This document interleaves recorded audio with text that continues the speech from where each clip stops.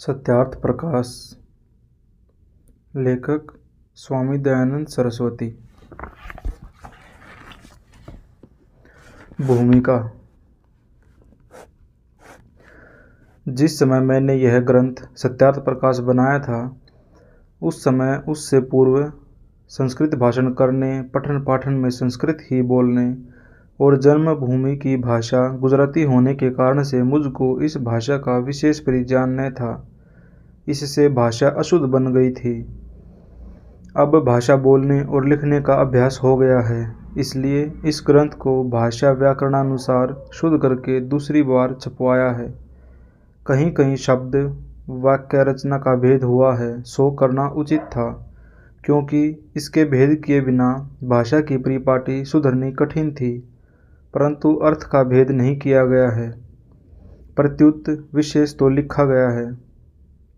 हाँ, जो प्रथम छपने में कहीं कहीं भूल रही थी, वह निकाल शोध कर ठीक ठीक कर दी गई है।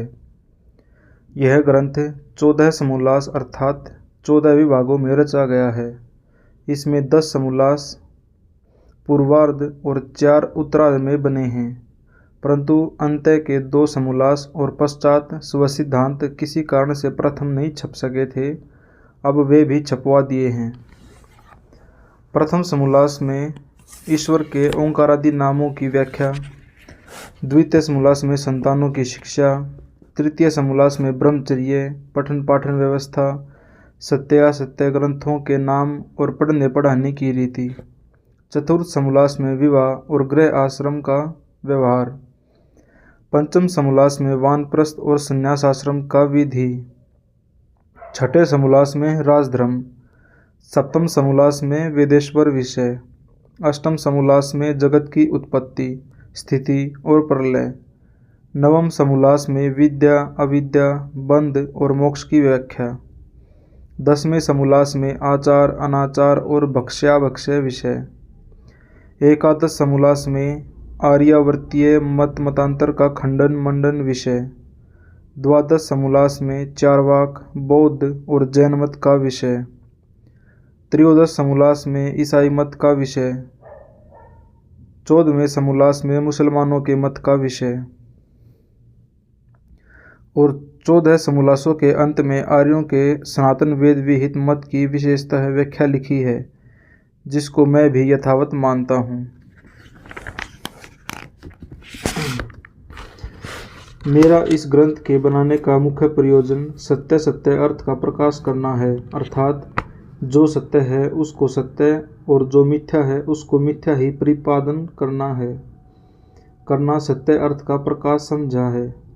वह सत्य नहीं कहाता जो सत्य के स्थान में असत्य और असत्य के स्थान में सत्य का प्रकाश किया जाए, किंतु जो पदार्थ जैसा है उसको वैसा ही कहना, लिखना और मानना सत्य कहाता है। जो मनुष्य पक्षपाती होता है, वह अपने असत्य को भी सत्य और दूसरे विरोधी मत वाले के सत्य को भी असत्य सिद्ध करने में प्रवृत्त होता है, इसलिए वह सत्य मत को प्राप्त नहीं हो सकता। इसीलिए विद्वान आप्तों का यही मुख्य काम है कि उपदेश व लेख द्वारा सब मनुष्यों के सामने सत्य असत्य का स्वरूप समर्पित कर दें। पश्चात वे स्वयं अपना हित अहित समझकर सत्यार्थ का ग्रहण और मिथ्यार्थ का परित्याग करके सदा आनंद में रहें। मनुष्य का आत्मा सत्य असत्य का जानने वाला है, तथापि अपने प्रयोजन की सिद्धि, हठ, दुराग्रह और अविद्या आदि दोषों से सत्य को छोड़ असत्य में झुक जाता है।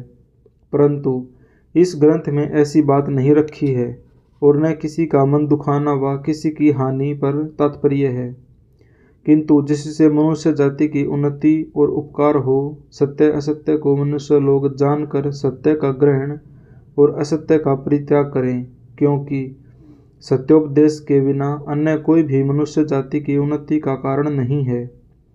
इस ग्रंथ में जो कहीं कहीं भूल चूक से अथवा शोधने तथा छापने में भूल चूक रह जाए, उसको जानने जनाने पर जैसा वह सत्य होगा वैसा ही कर दिया जाएगा, और जो कोई पक्षपात से अन्यथा शंका व खंडन मंडन करेगा उस पर ध्यान नहीं दिया जाएगा।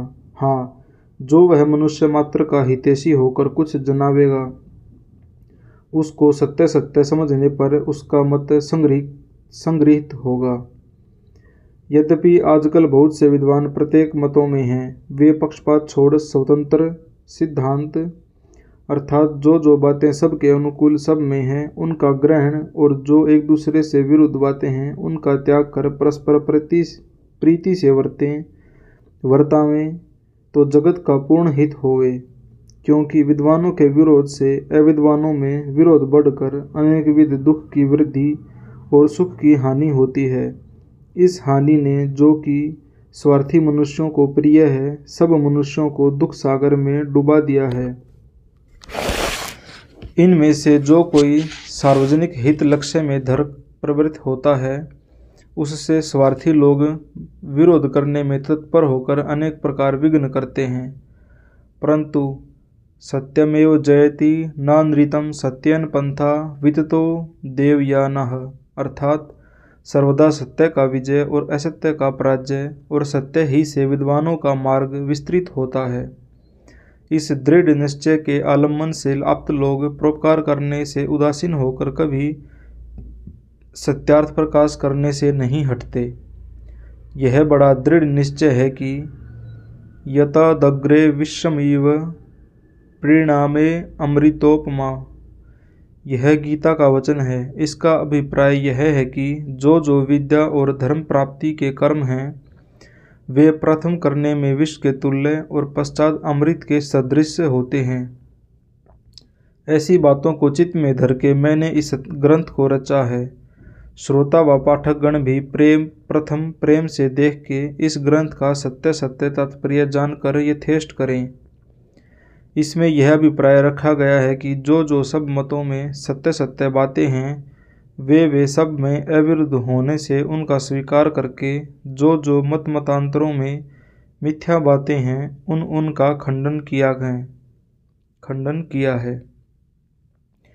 इसमें यह भी अभिप्राय रखा है कि सब मतांतरों की गुप्त व प्रकट बुरी बातों का प्रकाश कर विद्वान अविद्वान सब साधारण मनुष्यों के सामने रखा है, जिससे सब का विचार होकर परस्पर प्रेमी होके एक सत्य मतस्थ होवें।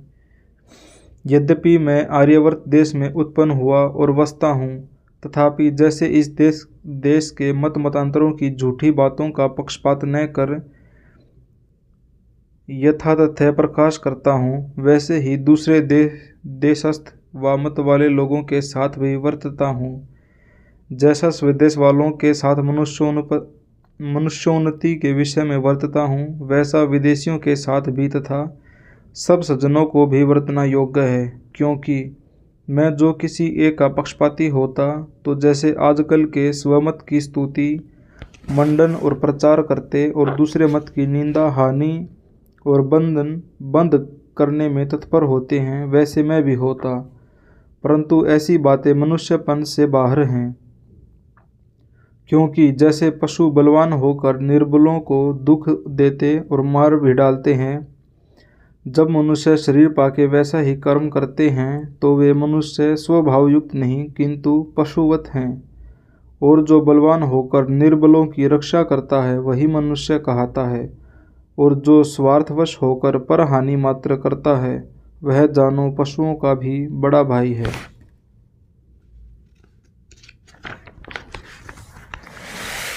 अब आर्यवर्तियों के विषय में विशेषकर 11वें समोल्लास तक लिखा है।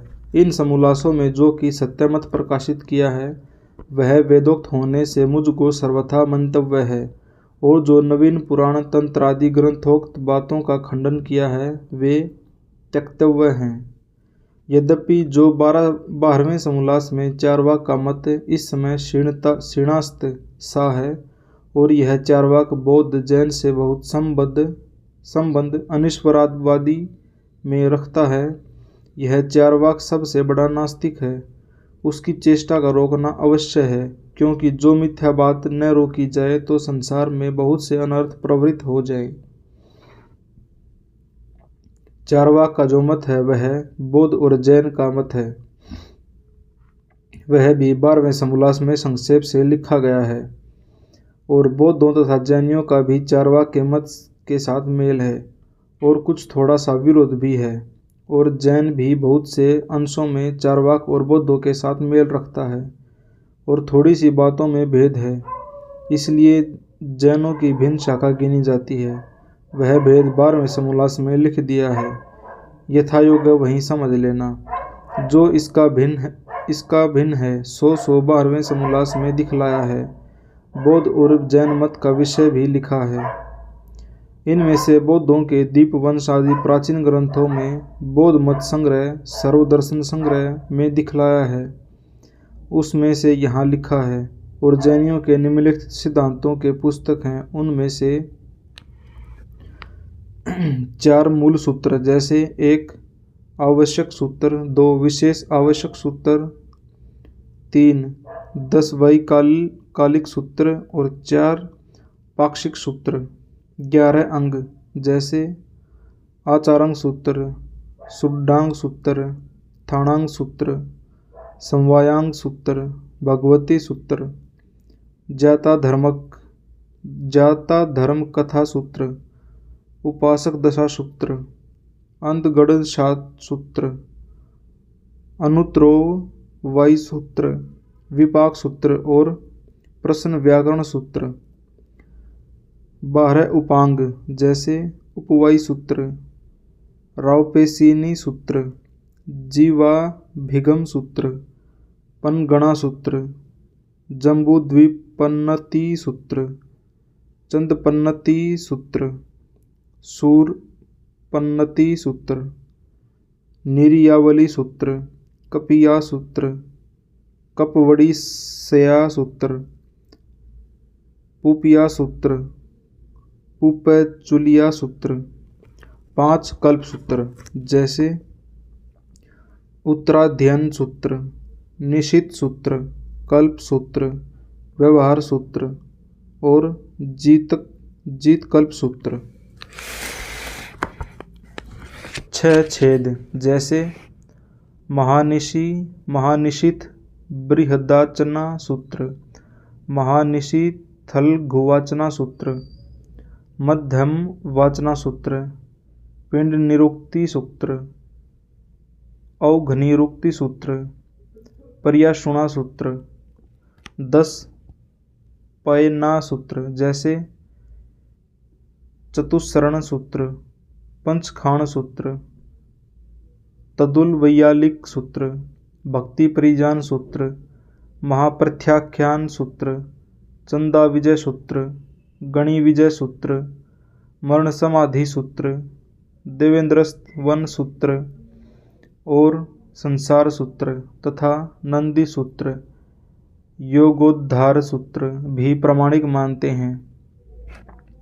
पंचांग जैसे पूर्व सब ग्रंथों की टीका, निरुक्ति, चरणी, भाष्य, ये 4 अव्यय और सब मिलके पंचांग कहते हैं। इनमें ढूंढिया अव्ययों को नहीं मानते और इनसे भिन्न भी अनेक ग्रंथ हैं कि जिनको जैनी लोग मानते हैं। इनका विशेष मत पर विचार 12वें समोल्लास में देख लीजिए। जैनियों के ग्रंथों में लाखों पुनरुक्त दोष हैं और इनका यह भी स्वभाव है कि जो अपना ग्रंथ दूसरे मत वाले के हाथ में हो व छपा हो तो कोई उस ग्रंथ को अप्रमाण कहते हैं। यह बात उनकी मिथ्या है, क्योंकि जिसको कोई माने कोई नहीं, इससे वह ग्रंथ जैन मत से बाहर नहीं हो सकता। हाँ, जिसको कोई न माने और न कभी किसी जैनी ने माना हो तब तो अग्रहण हो सकता है, परंतु ऐसा कोई ग्रंथ नहीं है कि जिसको कोई भी जैनी न मानता हो। इसलिए जो जिस ग्रंथ को मानता होगा उस ग्रंथस्थ विषयक खंडन मंडन भी उसी के लिए समझा जाता है, परंतु कितने ही ऐसे भी हैं कि उस ग्रंथ को मानते जानते तो हों तो भी सभा व संवाद में बदल जाते हैं। इसी हेतु से जैन लोग अपने ग्रंथों को छिपा रखते हैं, दूसरे मतस्थ को न देते, न सुनाते और न पढ़ाते, इसलिए कि उनमें ऐसी ऐसी असंभव बातें भरी हैं जिनका कोई भी उत्तर जैनियों में से नहीं दे सकता। झूठी बात का छोड़ देना ही उत्तर है। 13वें समोल्लास में ईसाइयों का मत लिखा है। ये लोग बाइबिल को अपना धर्म पुस्तक मानते हैं। इनका विशेष समाचार उसी 13वें समोल्लास में देखिए। और 14वें समोल्लास में मुसलमानों के मत विषय में लिखा है। ये लोग कुरान को अपने मत का मूल पुस्तक मानते हैं। इनका भी विशेष व्यवहार 14वें समोल्लास में देखिए और इसके आगे वैदिक मत के विषय में लिखा है। जो कोई इस ग्रंथकर्ता के तात्पर्य से विरुद्ध मनसा से देखेगा उसको कुछ भी अभिप्राय विदित न होगा, क्योंकि वाक्यार्थ बोध में 4 कारण होते हैं: आकांक्षा, योग्यता, आस्ति और तात्पर्य। जब इन चारों बातों पर ध्यान देकर जो पुरुष ग्रंथ को देखता है तब उसको ग्रंथ का अभिप्राय यथायोग्य विदित होता है।